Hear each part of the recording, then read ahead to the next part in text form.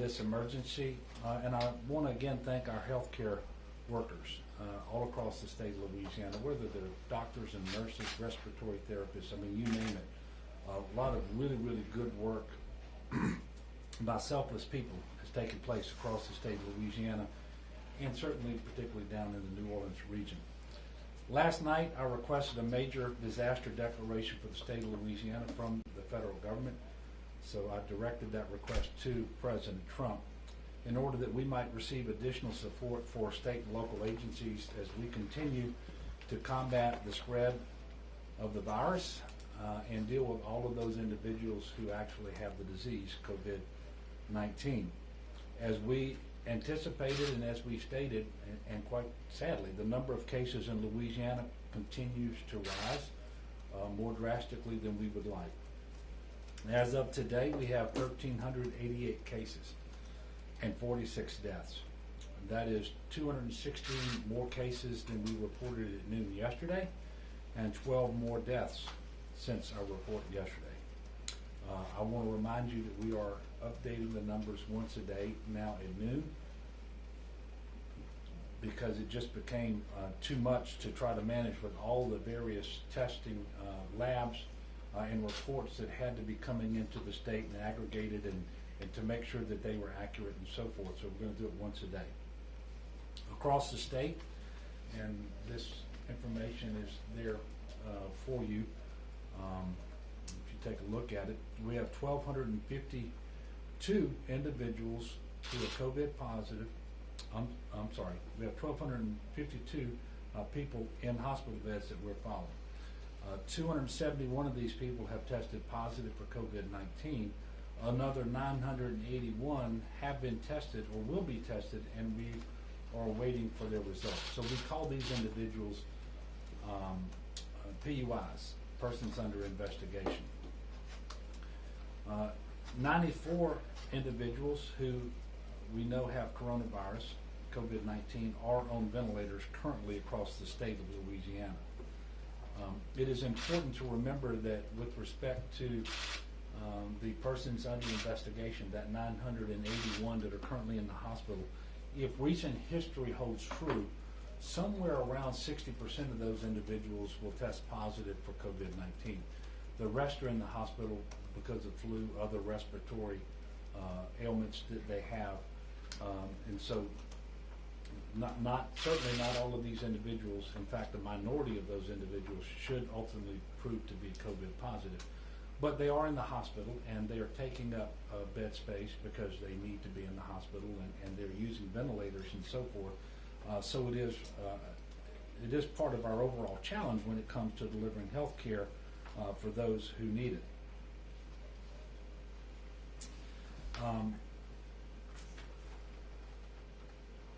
It's critical, and I've been saying this for some time now, and I know a lot of people are probably getting tired of me saying it, but it remains our number one priority, and this is where we're calling upon every individual in the state of Louisiana. It is critical that we do our part immediately. You can't fix what you didn't do yesterday or the day before, but starting right now and going forward, everyone has to do their part to reduce the spread of this particular virus. Everyone has a role to play, and I mean everyone. If we can preserve our precious healthcare resources so that they're available to provide care for each of us if and when we need hospital care, then that is clearly what we're trying to do. We have a critical window of time in order to flatten the curve, and that is why the stay-home order, which went into effect yesterday at 5 p.m., is so necessary. We must minimize social contact and slow the spread of the virus. Obviously, it was not a decision that I made lightly. I know that it is hard on people. I know that it's hard on businesses, on employees. I know that this is not what we're accustomed to. And I, like you, look forward to the day when we are past this. When that comes, I don't know. I can't give you a time frame on that. But what is essential now is that we do our part, flatten the curve, so that we extend the duration of this event and not have it peak all at one time and people who are ill are presenting themselves to the hospitals, and we don't have the capacity to render the care that they're going to need.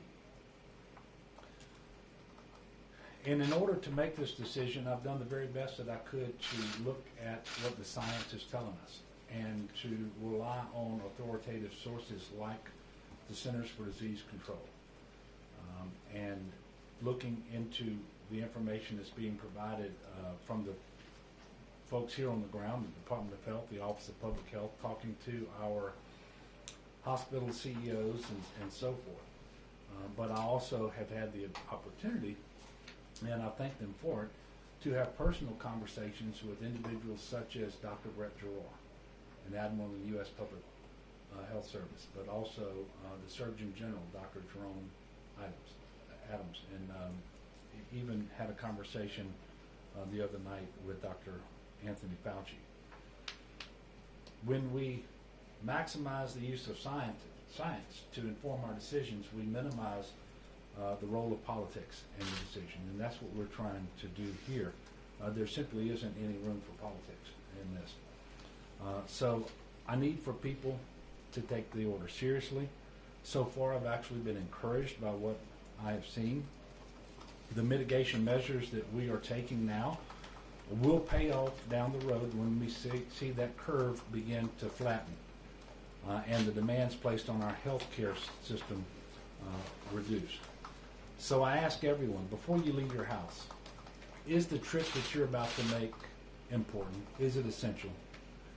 Is this the second trip to the grocery store today? Can you wait till tomorrow, the next day, to go? And certainly this doesn't mean that you can't go outside at all. You can. You can go out, you can exercise, spend some time outdoors in your yard, take your dog for a walk, and so forth. And I understand that if you're an essential worker, and we identified those in the order, that you're not going to be able to stay home. And I want you to know that we're grateful for everything that you're doing, even as you travel to and from work, and what you're doing at work in order to practice social distancing and minimize contact and the spread of this particular virus. I also appreciate all of the employers, private and public, who have instituted large numbers of telework, people who are working from home, off of their computers and otherwise. That is very, very helpful. Right now, I think it's just imperative that we change our mindset on what it means to be a good neighbor. Being a good neighbor right now means staying at home, stopping the spread, and saving lives. Doesn't mean you don't check up on your family and friends and your neighbors. Give them a call. Get on FaceTime with them, Skype with them. I also want to remind you that we're placing all of our updates on the COVID-19 situation on our website. We have a dedicated page at gov.la.gov/coronavirus. gov.la.gov/coronavirus. Having and sharing accurate information is important for all of us right now. There are a few other ways that you can also be a good neighbor. The first is to donate blood. Our blood banks are in desperate need of donations. If you are healthy with no symptoms, I urge you to consider donating blood and giving that gift of life. And please understand that it is both safe to give and to receive blood. The second way you can help is by donating to a local food bank. Food banks are in dire need right now as well, and they need money most of all. And you can do that from home. Every dollar can provide up to 4 meals. This is something you can do from your couch without leaving the house. It also allows the food banks the flexibility to get the items they need without impacting the supply chain. I know that many people do not have the means right now to give, and that's understandable. But if you do have the ability to donate without causing hardship on yourself and your family, please consider making a monetary donation to your local food bank. And these donations can be made through Feeding Louisiana at bit.ly/LACOVIDDonate. And we'll have that information up on the website for people too. Finally, while everyone is spending more time at home, and some people are going to be looking for some things to do. I'd encourage you to go ahead and get on the computer and fill out your census. Get that information turned in. Obviously, it's not the most important priority, but it is important. And I'm reminding people, the notices from the Census Bureau went out a couple of 3 weeks ago. Most families should have them if you have the opportunity to complete your census. Please go ahead and do that. Before I open up the floor for questions, I want to remind everyone that today, for me at least, and for like-minded individuals, is a day of fasting and prayer. I've told you quite often I believe in the awesome power of prayer, and I want to thank everyone who has joined in on doing this along with me today. And my prayer is for the healing of those who are ill, protection for those who are on the front lines of our healthcare system, and guidance for all of our nation's leaders, that we can navigate this crisis together for the good of all our people. And I want to thank everyone again for being here today, and I'm ready to take your questions. Yes, sir. Governor, last week you said the New Orleans area was 7 to 10 days away from running out of capacity to deliver healthcare. In the disaster declaration request, I think you used the date April 4th. Can you talk about what's changed in that time frame? What looks better for us right now? I assume there's updated modeling. Well, first of all, better is very, very relative. And if you remember last week when I said that, it was the first effort at modeling that we had, and much of it was based on data that was relatively new, and that it was a worst case scenario. So as we see the growth rates, as we see the number of COVID positive patients who have to be hospitalized, as we get a better idea of the percentage of people hospitalized who are going to need an intensive care bed and a ventilator, as we get a chance to see what the average stay in the hospital is going to be, then we're able to refine our estimates through the updated modeling. And so what you are referencing today, when we're pushing out the date in Region 1 down around New Orleans, where we think we might exceed our capacity to deliver health care to COVID-19 patients, it would be in the April 4th or 5th timeframe. And as you can imagine, for the reasons that I just stated, that is going to be refined every day. It is my hope, it is my prayer, it's the reason we implemented the mitigation measures, the stay-at-home plan, that this curve starts bending, because that's the most important thing. And I don't want the people of our state focusing primarily on the surge capacity. We're doing everything that we can to increase that capacity. But what I want people focusing on are the things that they can control, and that is themselves, and whether they fully comply with the mitigation measures that we have in place around social distancing, stay at home, and so forth. That is the most important thing for people to focus on. This is two parts. We have to flatten the curve so we don't put the demand on our healthcare system all at once, and we have to increase our capacity within that healthcare delivery system. Yes, sir. Kind of following up to that, you talked about the models and the forecasting, the data and the models that you have right now. What is that possible overcapacity, that overwhelming? What is that going to look like? What does that necessarily entail should Louisiana reach that? Well, first of all, it's obviously would be something that would be terribly unfortunate, because we know that the overwhelming majority of people who receive care when they need it and that is appropriate to their condition, they're going to survive this. If we overwhelm our capacity to deliver that care, then we're going to have less people who will survive that could have. So obviously that is the worst possible outcome, and that is why we have to flatten the curve and surge our capacity to deliver health care. But this is the exact same situation that is playing out in multiple places in the country right now, and I know that people saw the governor of New York this morning, for example, talking about this, but you've seen it play out in other places around the world. That's what we do not want to happen here in Louisiana. And while we're still on the trajectory that we're on, we have still the third highest case count per capita in the country. While we are on this trajectory, we have to be intensely focused on doing what we can to flatten the curve. And that is, if of all the messages that I deliver to the people of Louisiana at these press conferences, that is the single most important thing. It's why we've done the mitigation measures. It's why we're asking everyone to comply. Don't go out if it isn't essential. Minimize contact. Practice all the measures that we've talked about. They remain important. And we don't necessarily repeat them every time. But it is still important to wash your hands frequently for 20 seconds with soap and water. If you don't have access to soap and water, use hand sanitizer. Stay 6 feet away from people. Make sure you control your cough. If you are sick, do not get around other people.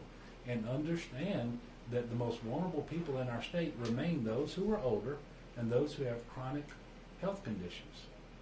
And so,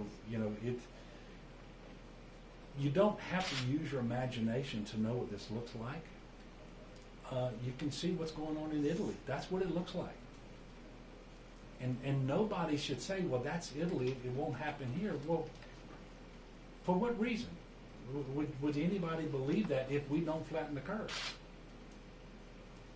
Yes, ma'am, in the back. We saw that there were short lines at the drive-through testing center today in Baton Rouge. What are your thoughts on that, and do you think that's a good sign of what's to come next? Well, first of all, I don't have any thought relative to whether it's a good sign as to what comes next. Until the curve starts to flatten, I am not going to draw an easy breath. It is just that simple. But I can tell you our testing has ramped up across the state in multiple locations. I think we have over 8,500 tests. I think it's 8,603 test results total that are informing our case count today. That's up from 6,000 yesterday. This is a good thing, because you never want to be in the blind about what you're dealing with. The more testing that we have, the more results that come into our data, the better the decisions that we can make about what we're facing. I really appreciate the efforts that have been made here in Baton Rouge, but also all around the state of Louisiana. We're seeing many more entities like hospitals doing their own testing in-house. We're seeing drive-through testing in New Orleans at 2 stations and 1 in Jefferson Parish, but it's also opening in Lafayette at the Cajun Dome, and it's going to be open soon in Lake Charles.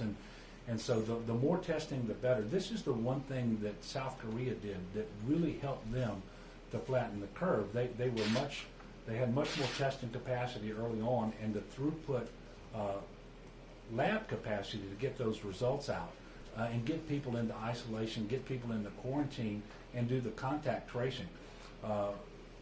Why is this important? Because people who become symptomatic today might have been exposed a week ago, 2 weeks ago, 3 weeks ago. And that's why it's going to take some time for us to know what that curve is doing. Even if everyone is practicing perfect social distancing today, it's going to take a while. And so we have to be patient with this. We have to stick with it until we know exactly what's playing out. Yes, sir. You've talked about Louisiana having the fastest growth of this in the world, 3rd highest per capita in the country. Have you been given any reason or maybe a list of factors that have contributed to it being much worse here than in other parts of the country and the world? No. I will share with you a theory. I'm not an epidemiologist, and the studies haven't been done, obviously.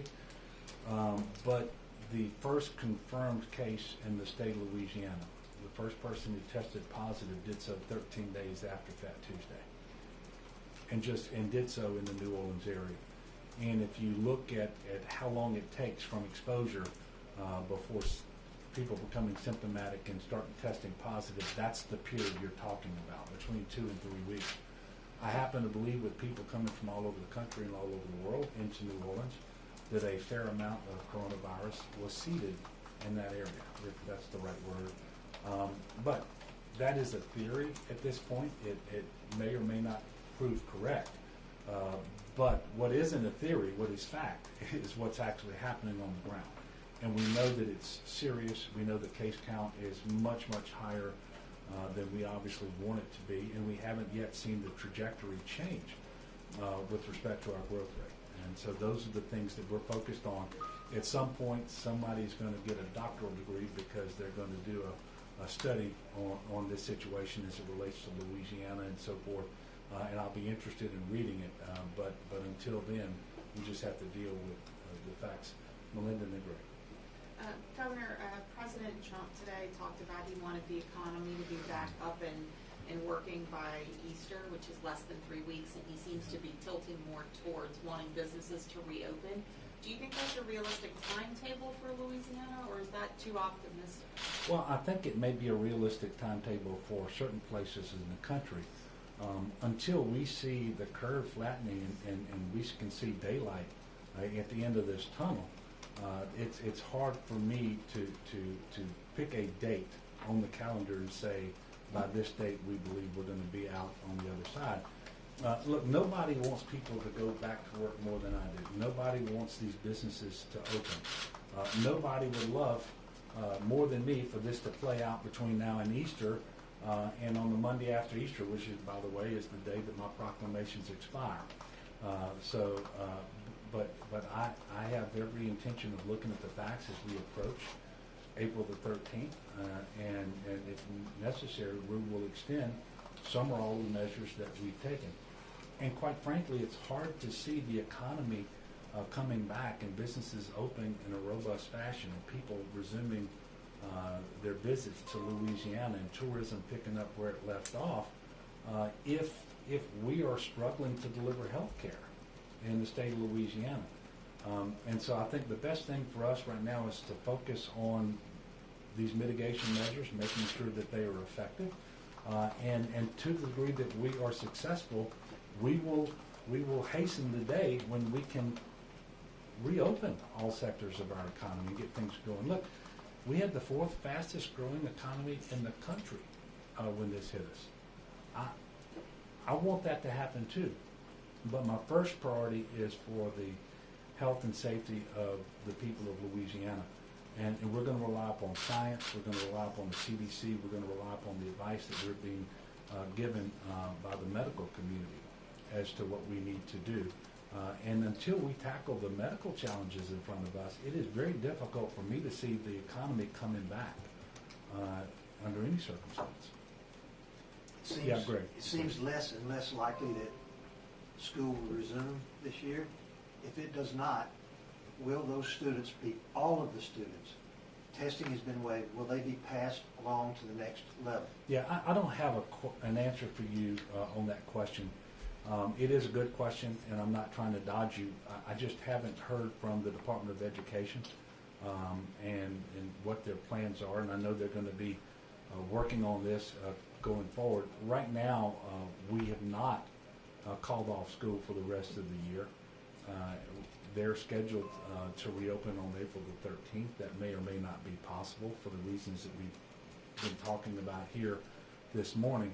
And I know that Beth C&O, the interim commissioner the interim superintendent for education in Louisiana, she's working right now with her staff and with the Bessie board, with all of our district superintendents and so forth, to figure out what happens under 2 or 3 different contingencies. One is school resumes on April the 13th. The other is school resumes at some date subsequent to that. And the third one would be that it doesn't resume at all during this current academic year. And when they have more information, they will be sharing that. Until then, I do want to remind people what we've already done. And I have, by executive order, suspended the statutory requirements related to end-of-course testing and LEAP testing, evaluations and school letter grades, the instructional minutes that each school has to offer, the number of days that students have to attend, and so forth and so on. And it is my understanding that we have received the waiver necessary from Secretary DeVos, the U.S. Department of Education Secretary, because under the Every Student Succeeds Act, we actually have basically a contractual agreement with the federal government that we will engage in all of those measures that we have suspended. And so I don't want anyone worried that they're going to have to go back to school and take a LEAP and pass a LEAP test and so forth. But as far as promotions and graduations, we have information coming out on that hopefully soon. Beth C&O will relay that information. In the meantime, I'm encouraging every parent, every caregiver out there who has a student at home to make sure that that student is engaged in reading, in instructional materials, distance education if it's available. There are many, many resources available, and this is being communicated to parents, to teachers, to schools from the Department of Education and from a number of sources. You know, I did a program at LPB last night, and I know that LPB, for example, has greatly ramped up the resources it's making available, including instructional programming on TV. And so this is all important so that we don't see a lot of aggression in our students for the time that they're going to be out of school. And I know that this is very disturbing to some people to have schools closed and to have these students at home and not in the classrooms, and it disturbs me as well. But it is part of the approach that I believe we have to take if we're going to slow this spread and preserve to the maximum extent possible the health and safety of our population. Sam? Governor, the state's identified 2 clusters so far of coronavirus cases, one at the Lambeth House in New Orleans and one at Chateau DeVille and Donaldsonville. Can you give us an update on how many cases are at those 2 nursing homes? And also, do you know which other nursing homes have been affected by coronavirus in Louisiana? I am going to ask Dr. Beu to come up and answer those questions, and we'll see what he knows today. Thank you, Governor. To your first question about Lambeth House and Chateau DeVille, Lambeth House, our understanding of the total number of cases, as far as I know, is still 42. We have unfortunately had 2 additional deaths for a total of 11. As you noted, we have learned of 5 cases at Chateau DeVille. We have additional clusters at Chateau de Notre Dame and St. James Place. And I believe St. James Place has 3 individuals, and Chateau de Notre Dame has 1, but I may be getting those backwards. Where are those located, Doctor? I believe St. James Place is in Donaldson, or St. James is in Baton Rouge, and the other facilities in Donaldsonville. And sorry, you said all of those were clusters, but the Notre Dame facility only had 1 case? yeah, so there may or may not be a worker involved, and so that's why we're still investigating. I think that the main point there is my team and our team across the state Office of Public Health. As soon as there's someone with symptoms in a facility like this, we engage that organization. So it doesn't quite meet the bar of a cluster yet, but we're already working with them, trying to find out, are they taking the right measures? And I'll say that what we've been seeing from the nursing homes and similar facilities across the state is being very proactive, taking seriously our restrictions on visitation, trying to be creative about ways to keep families connected, which is, I think, critical in this time of staying at home. And so often by the time we're reaching out to them, a lot of the measures we're going to recommend, many of them are already taken on board. To be clear, this is the entire list of facilities where you have known coronavirus cases. As I have it. Nursing home facilities. And because we have these issues that Dr. Beu just mentioned, yesterday we renewed our request for an epidemiological team from the CDC. That request has been granted, and we hope to have them on the ground here in Louisiana very quickly to help us manage these particular situations. Yes, sir. As far as FEMA goes, I know they've had a more national response in the past couple of days. As far as Louisiana goes, kind of what role is FEMA playing, if any? And then obviously we have a lot more cases in many states. Has our response also kind of been, as far as testing being ramped up and other things, been a little bit faster because of the number of cases we've seen? Yeah, I'm not able to compare and contrast what we're doing in Louisiana with respect to other states, and I apologize. I just can't do that. I will tell you, the testing has ramped up in Louisiana considerably. As I mentioned earlier, 8,603 tests are informing our data today. It was 6,000 yesterday, and even at the state public health lab, the capacity has greatly ramped up. And early on, and one of the reasons that our numbers were skewed is we were testing people who were basically in the hospital with symptoms and they needed to be hospitalized. And so you saw a large percentage of the tests being administered coming back as positive, and a large percentage of people who are positive being in the hospital.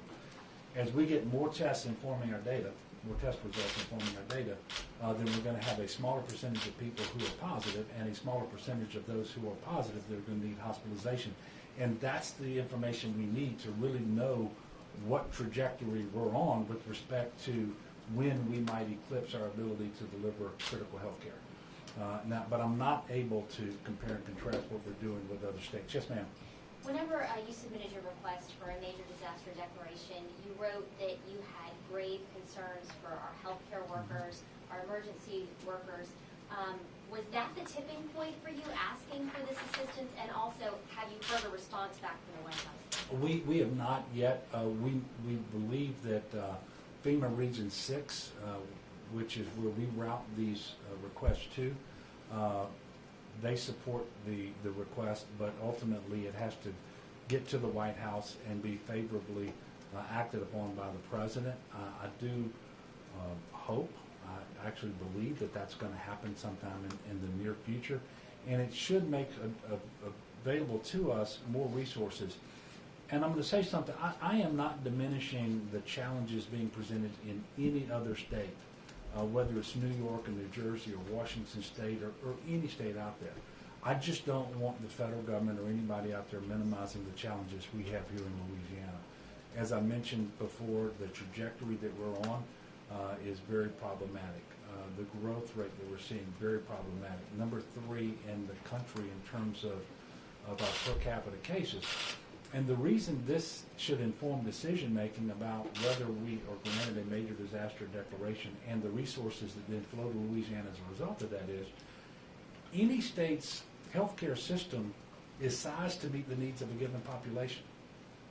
And so more than anything else, it is the per capita case number that indicates whether you are moving in a direction that can exceed the capacity to deliver health care. And so that's why we've asked for this declaration, so that we can get more resources, whether it's beds, whether it's staffing, whether it's PPE, ventilators, you name it. But the things we need here in Louisiana are not different than things that are needed all across the country. And again, I've said this before, and I hope people will understand what I'm trying to communicate. That's what makes this disaster, this emergency, so different than others that we have faced. If we have a natural disaster, a hurricane, a tornado, a flood, then that's really bad. But it doesn't affect the whole country at once. And so the federal government can really focus on the needs of Louisiana in that situation. And we're able to put in requests to sister states. And we love to help one another. But right now, there's not a lot of help forthcoming from other states on our critical needs, because these are the critical needs the other states have as well, and they're keeping those resources and those people to meet their own needs, and I fully understand that. But that's what makes this particular situation so challenging. I believe a major disaster declaration would be helpful in order to get the resources that we need to better cope with this emergency. Melinda? Governor, in that letter you talked about trying to use hotels in some sort of hospital capacity. Have you started conversations with hotels, and can you explain a little further what you're talking about and what you see happening in those spaces? Yes, well, the conversations have started, and we're looking at multiple options, and obviously we have to move very quickly, and we're going to have some announcements forthcoming. I'm not exactly sure when, but in the next day or two, I believe.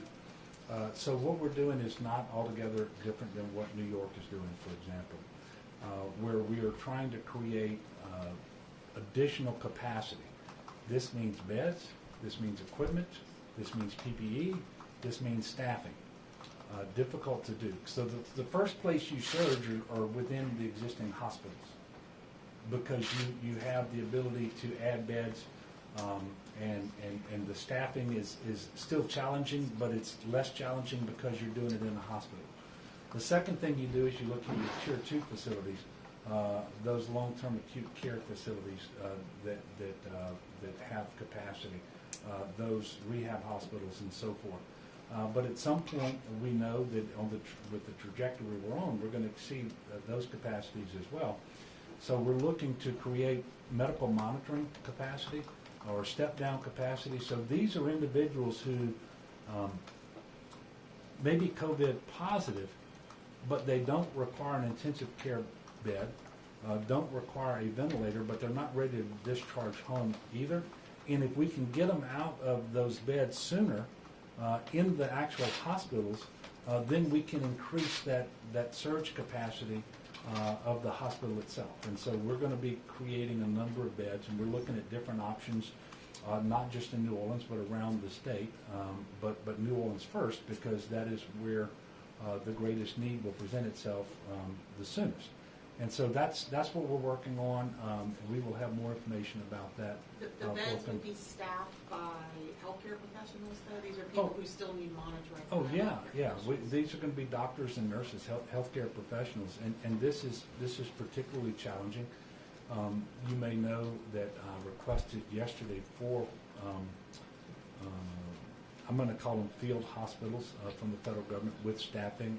So that would be 1,000 beds and staffing to meet the needs of 1,000 beds. We don't have an answer on either of those requests yet, but there are some different things that we can do via contract and otherwise in order to get the staffing that we need.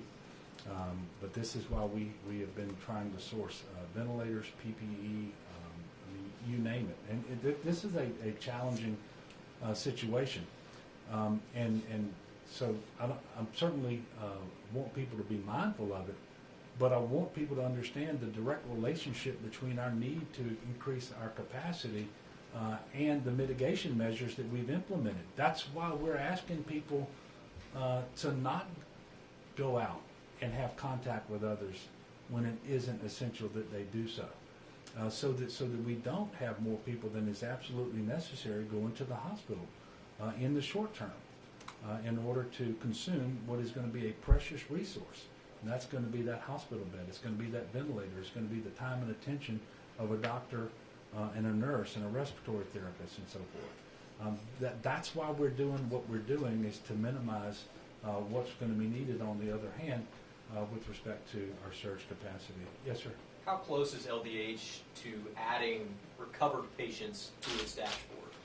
You know, I want to let Dr. Bu answer the question. It's difficult because, well, first of all, I think our first case is 2 weeks and a day old, right?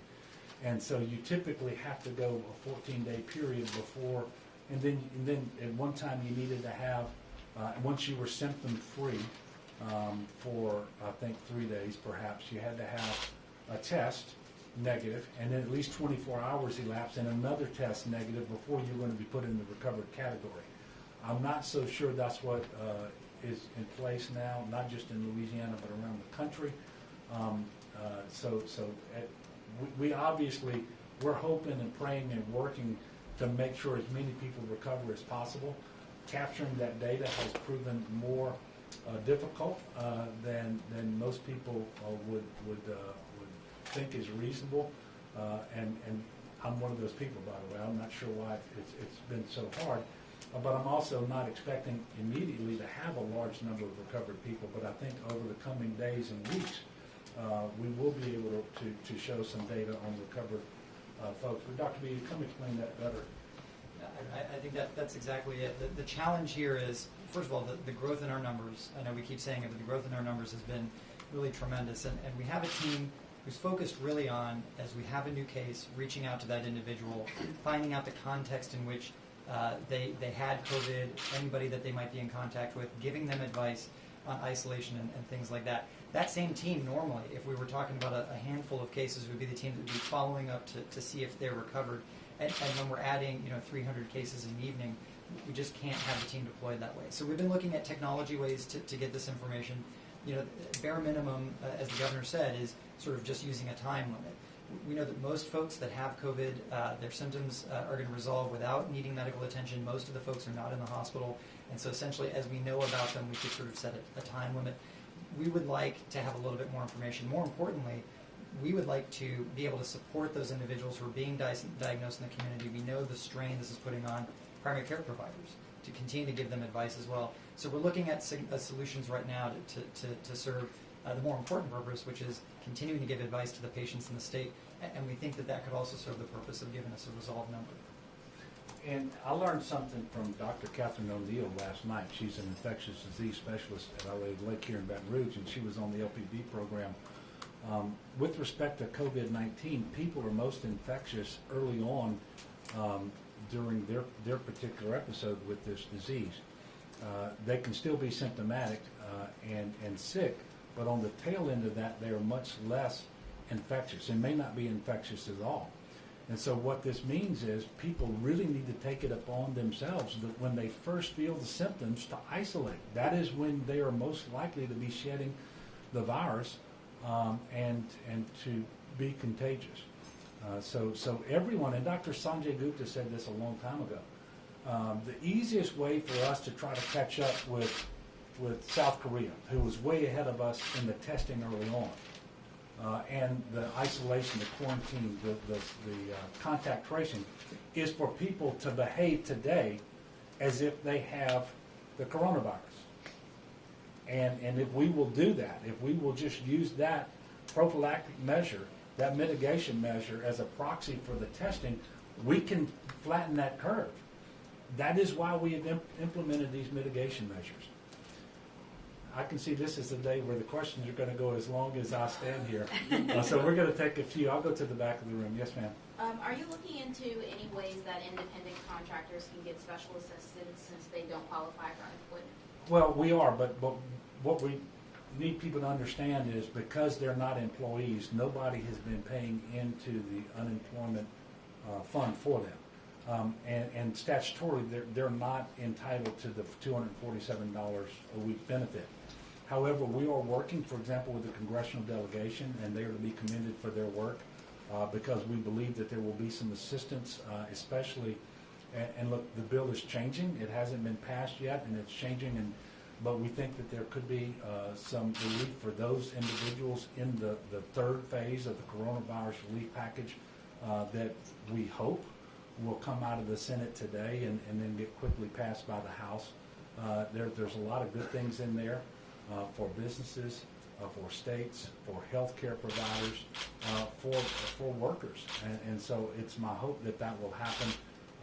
Obviously, I have my hands full here in Louisiana with what we're dealing with, but we are trying as best we can to analyze the legislation under consideration by every agency in the state of Louisiana so that we're leaning forward, and as soon as it passes, we know the relief that it contains for Louisiana and that we quickly access that relief for the entire state. Yes, ma'am. Can you talk about the burden that's being placed on the Louisiana Workforce Commission right now as they are seeing unemployment claims through the roof, websites crashing, phones are busy, people are frustrated, and they need to get food on their table? Yeah, and look, it is really tough. I mean, we have a call volume, a volume of people who are accessing the Louisiana Workforce Commission through the internet to apply for unemployment benefits, and we have a tremendous team at LWC led by Secretary Ava Dejwa. They're doing a tremendous work, but the volume has never been experienced before in the state of Louisiana. And I'm asking people to be patient. If you are able, wait. Don't try to do it between 8 o'clock and 4 in the morning and 4 o'clock in the afternoon. You can get on that internet at any time. You can call. They're working until 7 o'clock every night. So call a little later. But please be patient, but do be persistent. And one of the things that we've done is we've waived the week that you would typically have to wait between when you are applying or eligible for these benefits and when you can start to receive them. The other thing that I have waived is the search requirement, so that typically in order to continue receiving these unemployment benefits, you have to be out and about looking for a job and documenting that and proving that.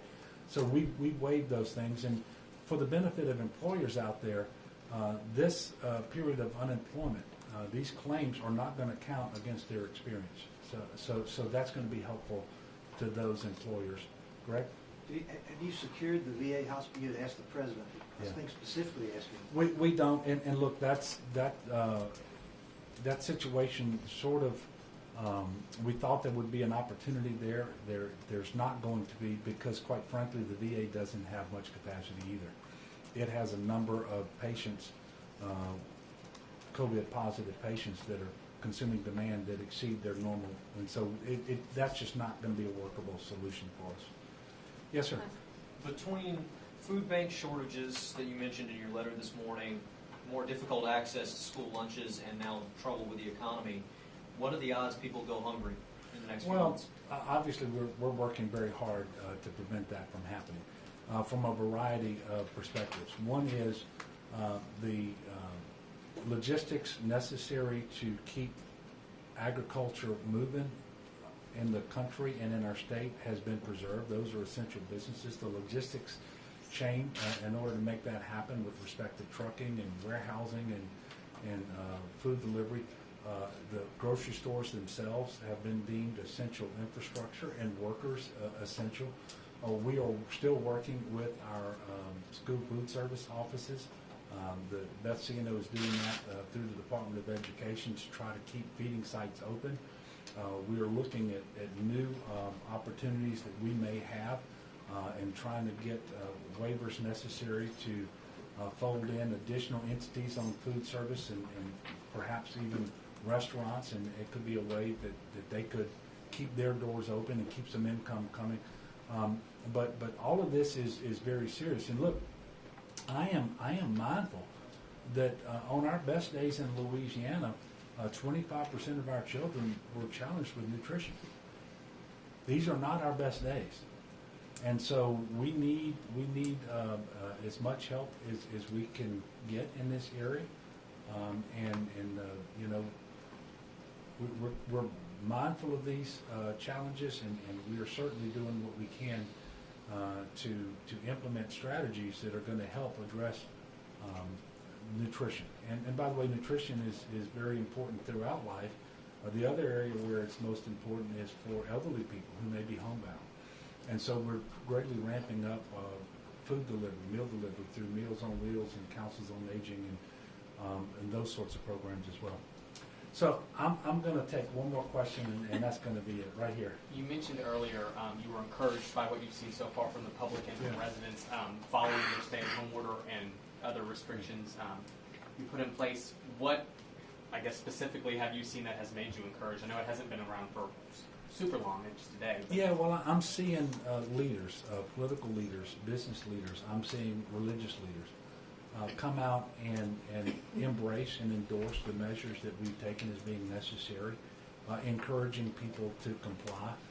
We are seeing much more compliance, and this is relatively anecdotal, and you probably are doing much more riding around than I am, but we don't see the traffic out on the street that we were seeing before.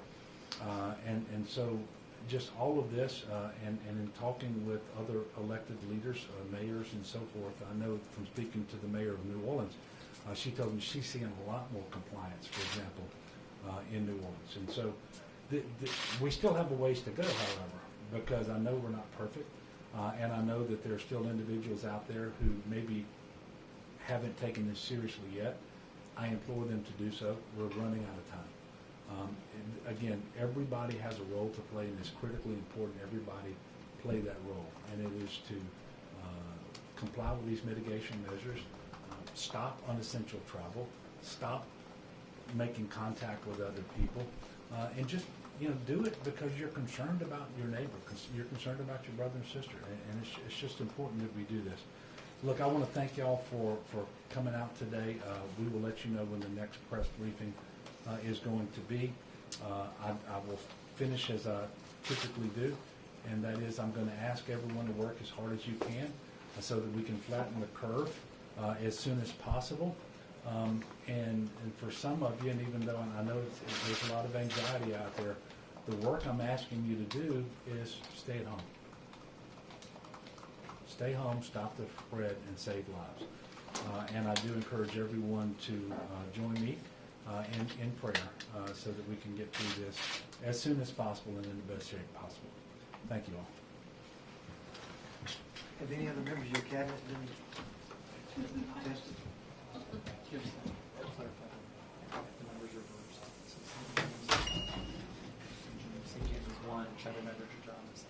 Wait, say that again, Dr. Chia? Yes. So you said they're all clusters. St. James 1 resident